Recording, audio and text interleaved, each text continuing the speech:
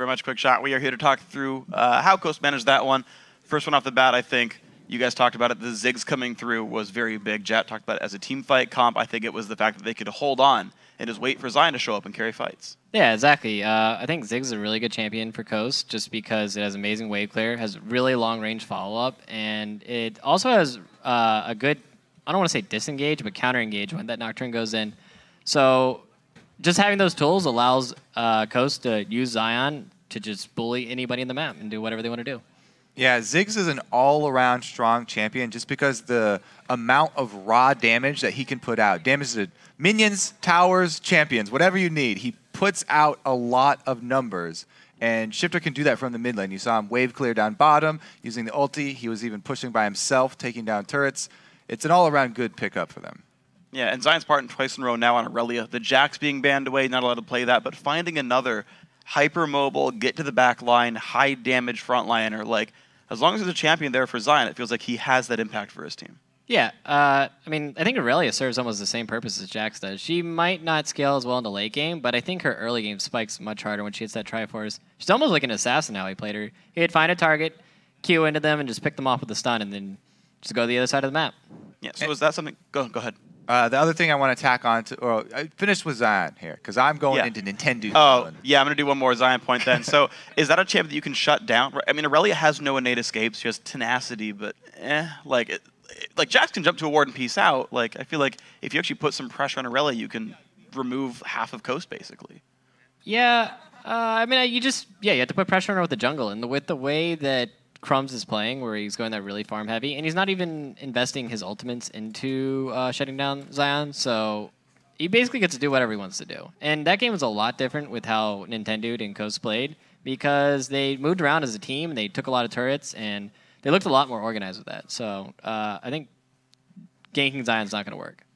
Yes, that's a perfect transition. Now yes. I can make my Nintendo point. There we go. I think Nintendo played with Zion very well because he knows that he's got a strong top laner, and as a jungler, you always want to gravitate towards the side of the map where your laners can support you best. He was able to get a blue buff steal because Zion was so strong and Zion had chased off Cruiser.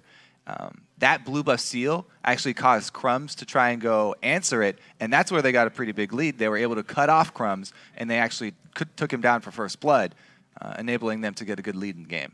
Yeah, so actually that lead snowballed farther and farther throughout the game. It seemed like Coast was always in control. We actually have a replay of a 25-minute mid lane fight where Dignitas just kind of initiate in, seemingly out of nowhere, if we can get that replay up on your screen. And you pointed out that it was a dive onto an Elise, which was actually kind of a mistake. Yeah, it's really weird using your engage to go on Elise, who can repel, and she's also building, of course, a little bit tankier with the Ancient Golem. I thought he was going to go in on Shifter when I saw him going in, but instead, like, even Shifter looks confused. He's like, oh, all right, I guess I'll just drop my Mega Inferno Bomb on you and then just hit you with all of our counter engage and just melt you. And they just cleaned it up from there. Like, Wiz Fusion's just chasing everybody down. Lucian's amazing for chasing. You have the culling and you have your dash. And Scar does hit a good ultimate here, but it's a little bit just too late. Yeah, the team wasn't even actually all the way there. I never even saw PewDiePie get into the fight. His ulti went down, but he didn't get to do much else. And that was a Draven who cashed in a 660 gold passive stack and ended the game 1-0-0. Yeah, it just looked like really preemptive engages. They were just getting happy on the trigger finger. So I think they just need to relax a little bit and pick better fights. Okay. Yeah, that's why you see a lot of the teams who decide to funnel their money into AD carry instead of a solo laner end up having a really tough time towards that mid game. The teams that are funneling all that solo farm into solo laners, like Aurelia or something like that, usually have a lot stronger mid game fights.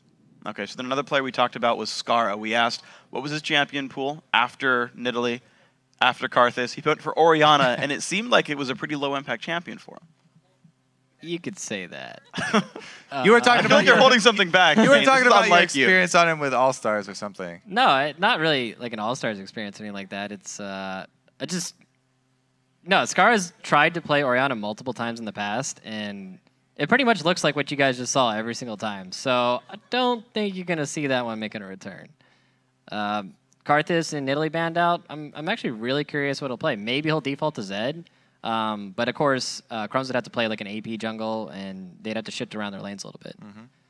So, don't know. All right, so play Veigar? Yeah.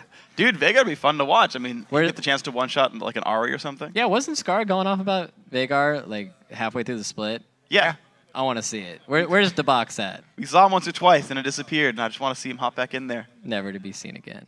Hey, man, we're going to see him again. I promise you. At some point, we're going to see Veigar again in competitive. I hope so. I think it's like a guarantee. I think he's not a bad champion. I think in the hands of like if I had to play against the box in a competitive match, I would ban Veigar every time. He's pretty scary on that champion. There you go. Yeah. All right, so then Dignitas, they've got to maybe find some champions to work for them.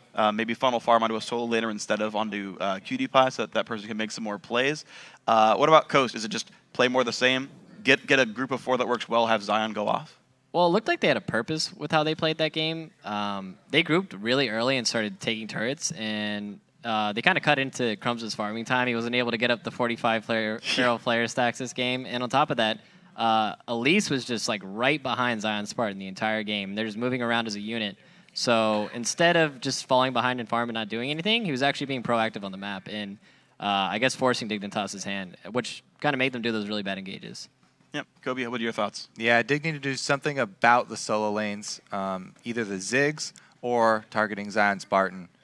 But they can't have both of those guys doing well because that's when Coast come out with the victories. All right, well, guys, thank you for your time. We're going to go back and go AFK for 3.5 minutes, but when we come back, it's going to be the decisive Game 3 between Dignitas and Coast in the battle for 5th place. Stay tuned.